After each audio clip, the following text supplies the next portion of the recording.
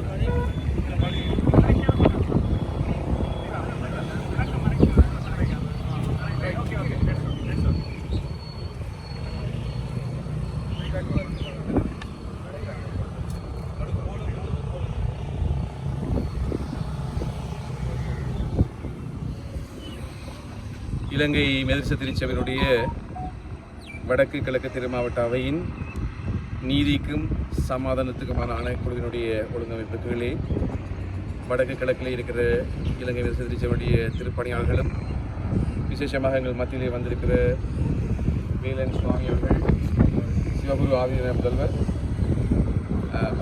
அருள்பணி பரிமள செல்வன், இலங்கை திருச்சபையினுடைய குரு முதல்வர், யாழ்ப்பாண குரு முதல்வர், அத்தோடு எங்களோடு இணைந்திருக்கிற வடகிழக்கு திருமாவட்டங்களுடைய திருப்பணியாளர்கள் யாவரும் இணைந்து இந்த நாளிலே விசேஷமாக செம்மணி படுகொலி அந்த விவகாரத்திலே விசேஷமாக அந்த மக்களுக்கான நீதி சம்பந்தமாக ஏற்படுத்த போராட்டத்தை நேரடியாக வந்து பார்ப்பதற்காகவும் அந்த மக்களோடு நாங்களும் உடன் இருக்கிறோம் என்ற அந்த அடிப்படையிலே இந்த நாளிலே இந்த இடத்திலே கூடியிருக்கிறோம். விசேஷமாக இலங்கை மெதிர்ச திருச்சபையுடைய வடகிழக்கு திருமாவட்ட அவையாக இந்த மக்களுக்காக அரசாங்க ரீதியிலே முன்னெடுத்து வருகின்ற காரியங்களை மிகவும் உன்னிப்பாக பார்ப்பது மாத்திரமல்ல, இந்த மக்களுக்கு நீதி கிடைக்க வேண்டும் என்பதிலே நாங்களும் அக்கறையாக இருக்கிறோம் என்ற அடையாளமாக இந்த நாளிலே கூடியிருக்கிறோம். நன்றி. வணக்கம். இன்றைய தினம் அக்டோபர் மாதம் 28ஆம் தேதி 2025ஆம் ஆண்டு செவ்வாய்க்கிழமை காலையிலே செம்மணி அணையாவிளக்கு தீபத்தடியிலே ஒன்று கூடியிருக்கின்றோம். இலங்கை மெதிரிஸ்ட திருச்சபையினுடைய வடக்கு கிழக்கு திருமாவட்ட அவையினர் இங்கே குறிப்பாக கிழக்கிலிருந்தும் வடக்கிலிருந்தும் இங்கு ஒன்று கூடி எங்களுடைய அருட்தந்தையர்கள், சமயத் தலைவர்கள் மற்றும் மெதிரிஸ்ட திருச்சபையைச் சேர்ந்த அடியார்கள் அனைவரும் இங்கே வந்து செம்மணிக்கான நீதி கோருகின்ற இந்த போராட்டத்துக்கு ஆதரவு தெரிவித்து நிற்கிறார்கள். நீதிக்கும் சமாதானத்துக்குமான இலங்கை மெதிரிஸ்ட திருச்சபையினுடைய ஏற்பாட்டிலே இந்த கவன ஈர்ப்பு இப்பொழுது நடைபெற்றுக் கொண்டிருக்கிறது. தமிழர்களுடைய நீதி கோருகின்ற நீண்ட பயணத்திலே செம்மணி மனித புதைகுழி என்பது மிக முக்கியமான காத்திரமான பங்களிப்பை வகித்து நிற்கிறது. இப்பொழுது மழை காலம் என்று சொல்லப்பட்டிருக்கக்கூடிய நிலையிலே இந்த அகழ்வு பணிகள் நிறுத்தப்பட்டிருக்கின்றன. மழை தொடங்கிய பிற்பாடுதான் ஸ்ரீலங்கா அரசு அதற்கான நிதியை ஒதுக்கி இருக்கிறது.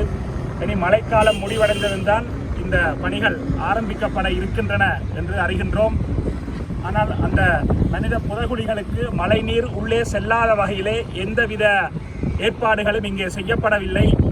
கொக்குத்தொடுவாய் மனித புதைகுழியிலே செய்யப்பட்டது போல் மேலிருந்து வருகின்ற வானத்திலிருந்து வருகின்ற மழைநீர் உள்ளே செல்லாமல் கூடாரமும் சுற்றி வரக்கூடிய நீரானது உள்ளே வராமல் அணை கட்டப்பட்டு பாதுகாப்பான ஒரு ஏற்பாடு கொக்குத்தொடுவாய் மனித புதைகுழியிலே செய்யப்பட்டிருந்தது. அப்படியான ஏற்பாடுகள் இங்கே நடைபெறவில்லை என்பது மன வருத்தத்துக்குரியது.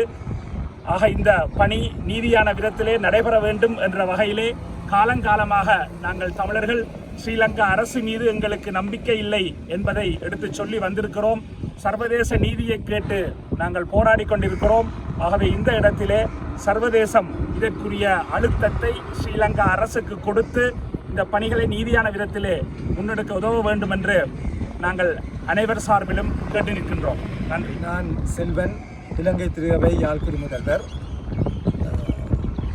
உன்னுடைய சகோதரன் அங்கே, உன்னுடைய சகோதரனுடைய ரத்தம் என்னை நோக்கி கூக்குரல் இருக்கிறது. இது பைபிளிலே கடவுள் அநியாயத்தை செய்தவர்களை நோக்கி ஏற்படுத்திய ஒரு கேள்வி. அதே கேள்விதான் இன்றும் எங்கள் மத்தியிலே வருகிறது. இந்த செம்மணி புதைக்குழிக்குள்ளே புதைக்கப்பட்டவர்கள், கொல்லப்பட்டவர்கள், இன அழிப்புக்கு உள்ளாக்கப்பட்டவர்கள் ஒவ்வொருவருடைய குரலும் எங்களிடம் வருகிறது. நீங்கள் என்ன செய்து கொண்டிருக்கிறீர்கள்? அவர்களுடைய ரத்தம் கேள்வி கேட்கிறது. ஆகவே நாங்கள் எல்லாரும் அந்த அநீதிக்கு எதிராக போராடுவது எங்களுடைய கடமை, சமூக கடமை மட்டுமல்ல, சமய கடமை. ஆகவே நாங்கள் இங்கே எல்லாரும் சேர்ந்து வந்திருக்கிறோம். இன அழிப்பு நடைபெற்றது என்பதற்கு இது ஒரு சான்று. எல்லாம் ஜனநாயக ரீதியாக என்று சொன்னாலும் நீதிமன்றம் இயங்கிக் கொண்டிருக்கிற ஒரு காலகட்டத்திலே இராணுவ மயமாக்கலுக்கு மத்தியிலே இப்படிப்பட்ட இன அழிப்பு நடைபெற்றது. அது சம்பந்தமான விசாரணை செய்யப்படுவது சரி, ஆனால் நீதி விரைவிலே வர வேண்டும். இதனுடைய அடுத்த பக்கம் உரிய விசாரணைகள் வெளிநாட்டிலிருந்து உரியவர்களும் வந்து சேர்ந்து செய்கின்ற பொழுதுதான் வரும் என்ற கருத்தை திரும்பவும் வலியுறுத்த வேண்டியிருக்கிறது.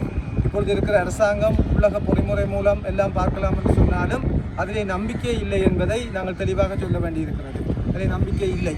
ஆகவே நீதி கிடைக்கின்ற பொழுதுதான் மாற்றம் வரும். இனப்பிரச்சனையை பற்றி ஒரு வார்த்தை கூட கதைக்க தெரியாத இன்றைய அரசாங்கத்தை நம்புவது சரிவராது. ஆனபடியால் இந்த வேளையிலே நாங்கள் எல்லாரும் கூடி வந்திருக்கிற நாங்கள் சமயத்தை கடந்து, இனம், மொழி அனைத்தையும் கடந்து பாதிக்கப்பட்ட கொல்லப்பட்டவர்களுக்காக குரல் எழுப்புவது முக்கியம். இன்று ஒரு நாள் இப்படி நாங்கள் செய்கிறோம். இதே போல இதை தொடர்ந்தும் நாங்கள் செய்ய வேண்டும். பல்வேறுபட்ட அணிகளும் வந்து சேர்ந்து ஒற்றுமையாக நீதிக்காக குரல் எழுப்ப வேண்டும். அதோடு நாங்கள் இருக்கிறோம், தொடர்ந்தும் இருப்போம். நான் போடு.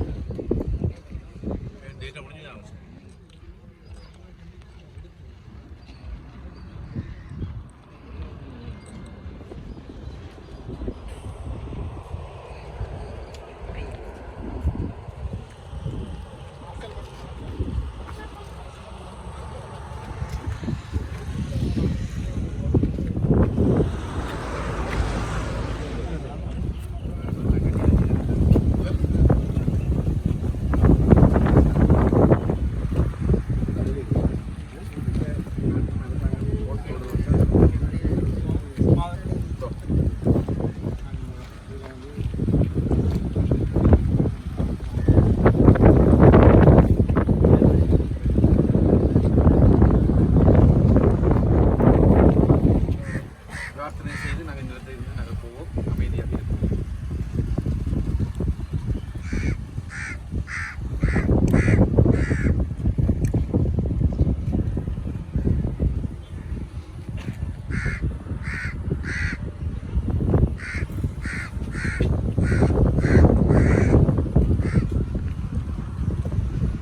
கொண்டாடுவோம். உயிர்ப்பின் கடவுளே, நாங்கள் உம்மிடமிருந்து இந்த உலகத்தில் வந்திருக்கிறோம். நாங்கள் திரும்பவும் உம்மிடம் திரும்புகிறோம். ஆண்டவரே, இந்த செம்மணி சித்துப்பாத்தி புதைக்குழிக்குள்ளே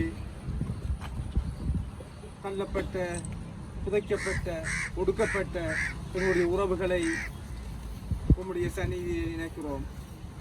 ஆண்டவரே, அவர்கள் ஒவ்வொருவருடைய அழுகுரலும் மண்டை வந்து உன்னுடைய சகோதரம் எங்கே என்று எங்களை கேட்பதை நாங்கள் உணர்கிறோம்.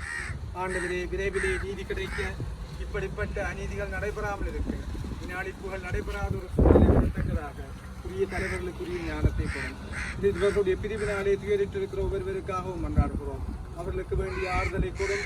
உண்மையான நீதி கிடைக்க உரிய ஒழுங்குகள் செய்யப்பட நீரே அருள்தார். நாங்கள் எல்லாரும் ஆண்டவரே, இப்படிப்பட்ட அநீதிகள் நடக்கக்கூடாது என்பதை பார்க்கவும் இனிமேல் இப்படிப்பட்ட ஒரு நிலை வராதபடி இருக்க எப்பொழுதும் உண்மை நினைத்து அதற்கு ஏற்ற வழிகளில் செயற்பட எங்கள் எல்லாருக்கும் அருள்தார். மகன் இயேசு வழியாக